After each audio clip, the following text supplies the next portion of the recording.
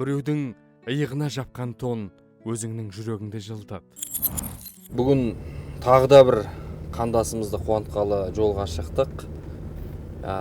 Бізге хабарласқан бір қарындасымыз, үш баланың анасы, өзі жесір әйел. Кеше бір жігіттерді жіберіп арнайы тексерттік, шынымен мұқтаж ба, жағдайы қалай деген сияқты үйіне барып. Мен енді осы уақытқа дейін 3-4 жерде жұмыс істеп, пол жуып, ақша тауып жүрдім. Карантинге байланысты жұмыстарым жабылды. Сонан кейін өзімнің шаш алатын өнерім болған кезінде оқып, сертификат алғанмын. Сол сертификаттың несімен осы жердегі бір жақын жердегі салонға барып сөйлесіп, сол жерде салонда шаш кесіп, кәсіп қылып жатырмын, бірақ соның өзінде қиыншылық туындап жатыр. Кей кезде осы үйге де шақырып шаштарын аламын, кей кезде үйлеріне барып алып келемін. Сол кәсібімді ары қарай дамытқым келеді. Бір жерде қазір жалданып шаш қиып, жаңағы шаш қысқартатын болып әйелдердің жұмыс істейді екен сұлулық салонында. Соны барып, жағдайын көріп біліп, қандай көмек жасай аламыз, қолымыздан не келеді, соны қарастырайық, кеттік.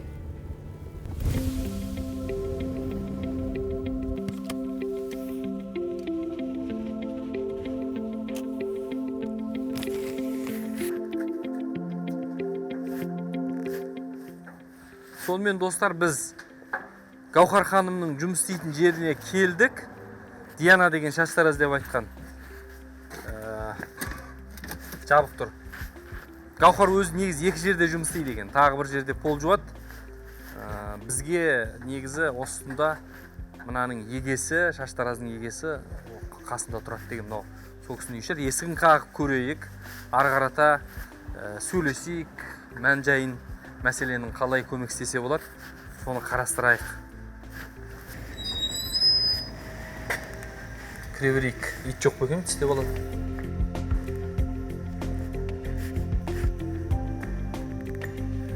Саламатсыздар ма? Саламатсыздар ма? Сізбен мына шаштараздың иесісіз ғой, иә? Ішін ашып көрсек болады ма? Болады. Гаухар осы жерде жұмыс істейді ғой? Соны көрейік, ішін көрейік, өзіңізбен ақылдасайық деген мәселе ғой. Мен есім Жанаділ болады. Қарайлас деген осындай жобаны жүргізіп жатырмыз.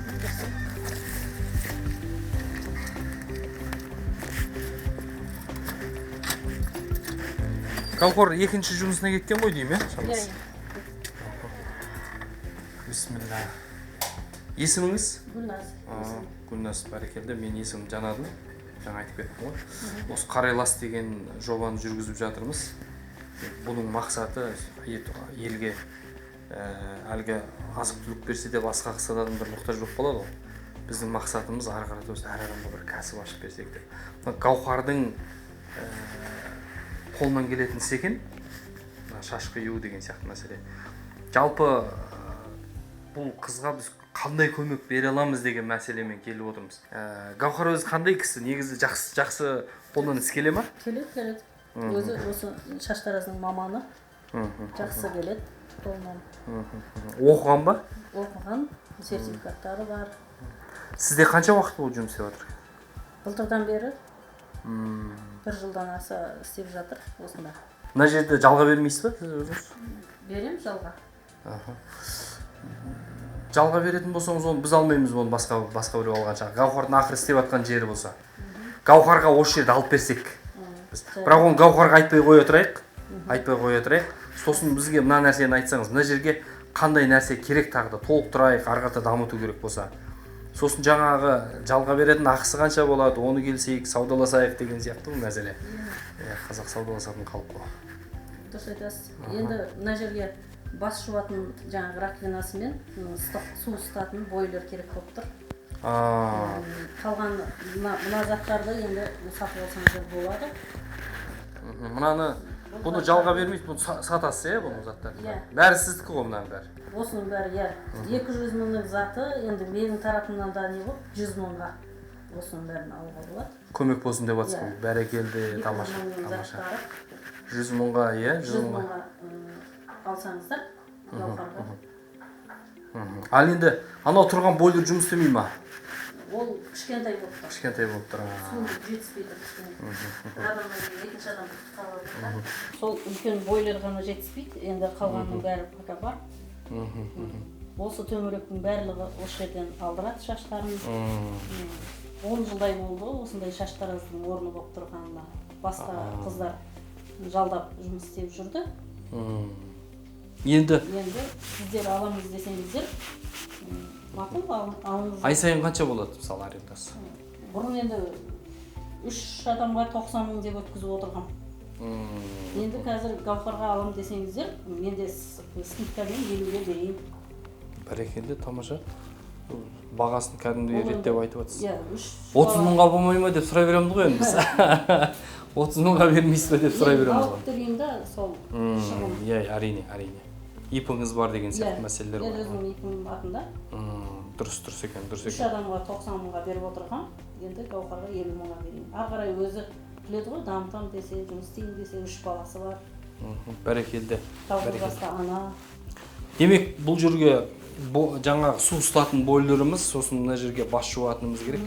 Негізі бұл шаш деген адам өзі сұлулығынан, денсаулығынан және тамағынан еш нәрсені аямайды өзі. 3 нәрсе ғой, ең қатты. Соның біреусі жаңағы өзінің сұлулығы, сондықтан да бұл кәдімгі нан сияқты қажет нәрсе. Шынымен солай ғой, нан сияқты қажет нәрсе. Әсіресе әйел адамдардың, мына кісі енді әйелдердің шашын қияды ғой бұл кісі. Сондықтан да шынымен де әйел адамдар әсіресе сұлулығына қатты қарайды. Сондықтан шынымен де бұндай кәсіп жүріп кететін болса, домалап кетсе, бір берекелі іс болайын деп тұр.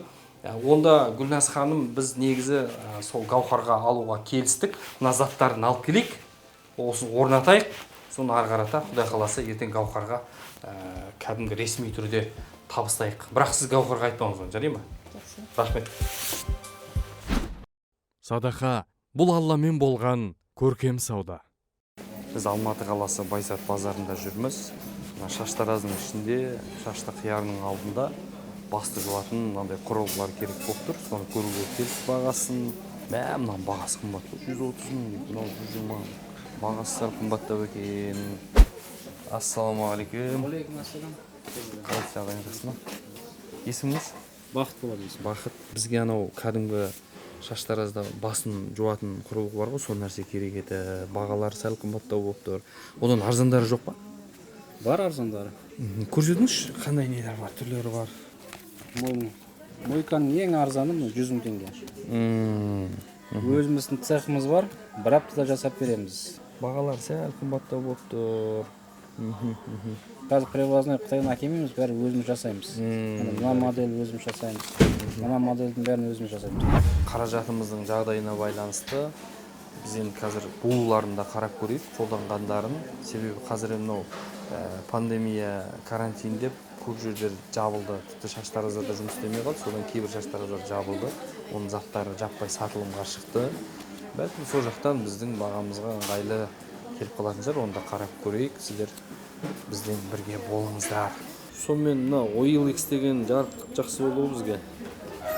OLX-тан қарап жатырмыз, бағаларын 110 мың, 95 мың, 120 мың, жаңалар ғой деймін. Мына басында жарнамамен шығады ғой алғаш.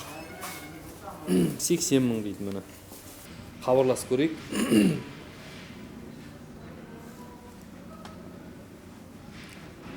Алло, саламатсыз ба? Бізге анау шаштараздың шаш жуатын құрылғысы керек еді. Иә, 70 мың деп тұр ғой, 70 мың. Иә, бүгін керек. Жарайды, ха? Мекен-жай. Осы нөмірде WhatsApp бар, WhatsApp-қа жібере аласыз ба? Шұғыла, иә? Жақсы. Жақсы, рахмет. Біз бара жатырмыз онда сізге қарай.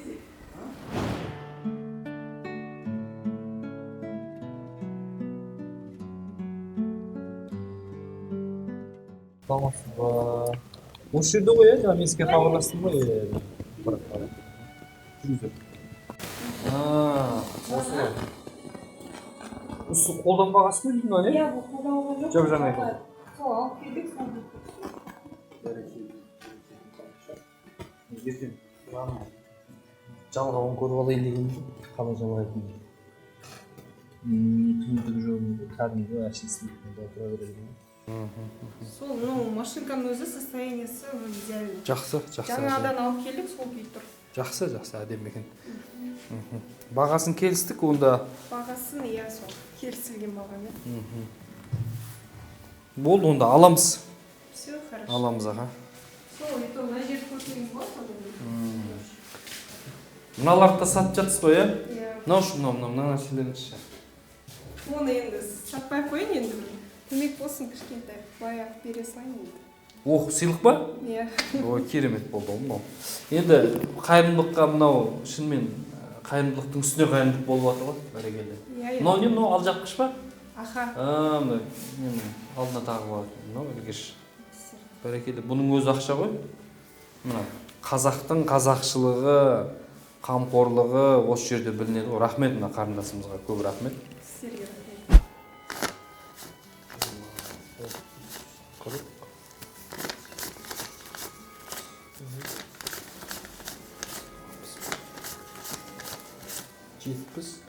Жетпіс минутке санап аламыз. Бұйырсын. Рахмет сізге. Иә, рахмет. Енді мынаны шығарып алып кетейік.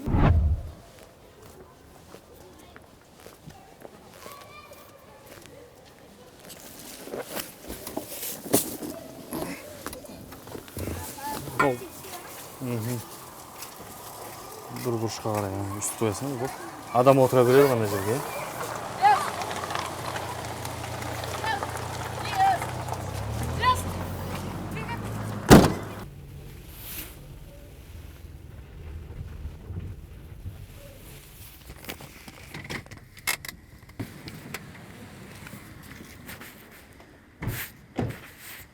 Сонымен достар, қайтадан Дианаға келді, қажетті заттарымызды алдық. Енді осыны ішіне кіргізіп орнатайық. Біздің жуатын аппаратымызға аралғандай болып тұр тек.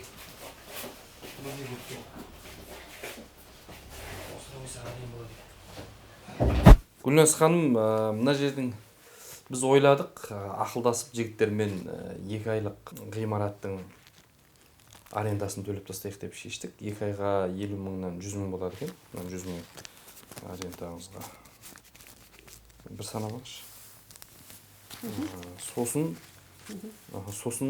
мына бүкіл ішіндегі заттарына тағы да 100 мың деп келістік қой кеше. Соны мына жерде санап алыңыз. Мінекей майдамен санап алыңыз. Бұл жерде тағы да 100 мың, сонымен 200 мың теңге.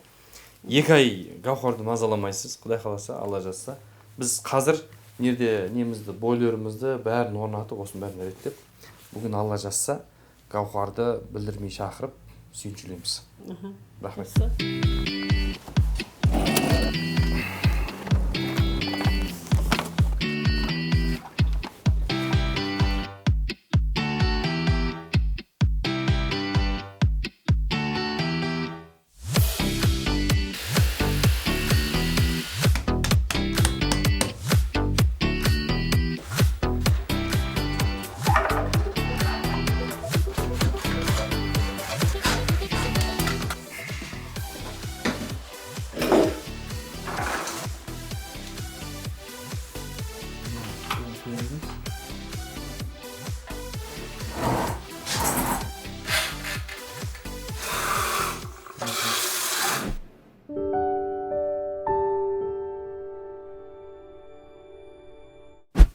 Сонымен достар, Гаухардың болашақ сұлулық салонына ең керек нәрсе ол бойлер етін, мінекей су ұстатын 60 литрлік кеше бойлер алып, бүгін орнаттық оны.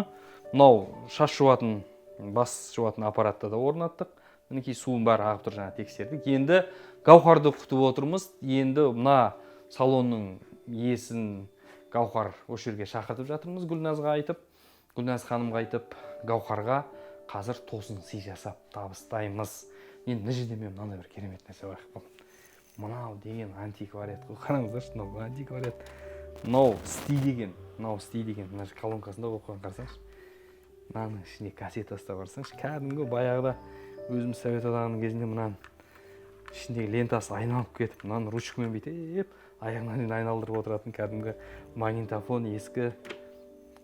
Алла біледі, мына бір 20 жыл болған шығар мынаған. Бірақ сол істеп тұр, мынаған. мынаның бәрі істейтін. Сонымен Гаухарды күтеміз. Тосын сүй, бірге болыңыздар.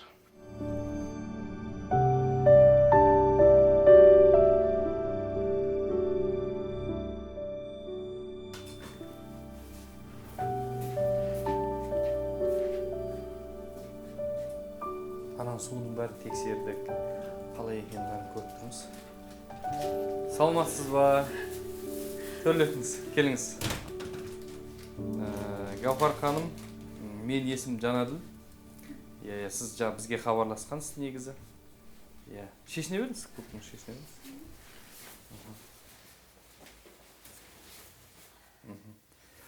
Енді кешелі бері Гүлназ ханыммен ақылдасып, сізге қалай көмек жасасақ болады деп, сонымен мынандай ортақ шешімге келдік.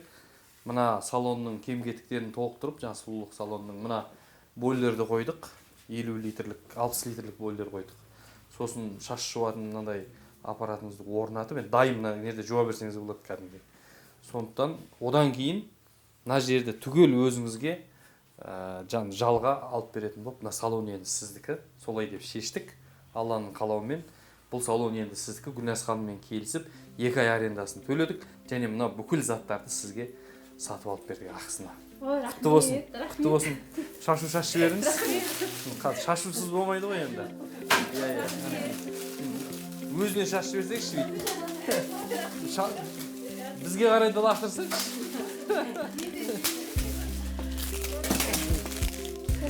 Оператор жігітке де не беріп қояр бұл шашудан.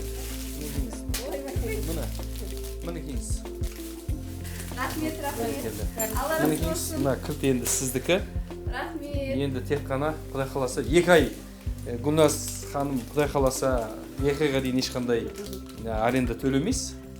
Ары қарата қалай жұмыс жасаңызды өзіңіз білесіз енді Құдай қаласа. Тек қана ізгілікке болсын, бала-шағаңыз осының қызығын көрсін, береке табыңыз. Садақа қорының қарайлас осы қайырымдылық жобасы осындай істерді бастаған еді. Тек қана біз үшін дұға қылып Аллахтан тілеп жүрсеңіз болды, басқа еш нәрсе керек емес. Амин, рахмет. Алла разы болсын сіздерге. Көп рахмет. Енді қобалжып тұрмын. Кәсібімді ары қарай жалғастырып, осыны жетілдірем деген үміттемін. Сізге де көп рахмет осындай көмек істеп жатқандарыңызға. Көп нәрсе айта алмайсың, қобалжып тұрмын. Көп рахмет. Енді тағы да майда-шүйде қажетті заттар болса ала жатармыз. Тағы да толықтырып, сосыннан сыртына Гаухар сұлулық салоны деп түнде жанып тұратындай жасап береміз деп ойлап тұрмыз. Гаухар сұлулық салоны деп түнде жанып тұратын вывескасымен сондай жасап қоямыз. Сосын ары қарата жарнама жасап, сіздің осындай шеберлігіңізді көрсетіп, Инстаграмнан, Садақаның Инстаграмнан, басқа жерден ары қарата осы жаққа адам тартамыз. Осы төңіректегі кісілерге таргет жасауды үйретіп береміз. Құдай қаласа ары қарата. Сол.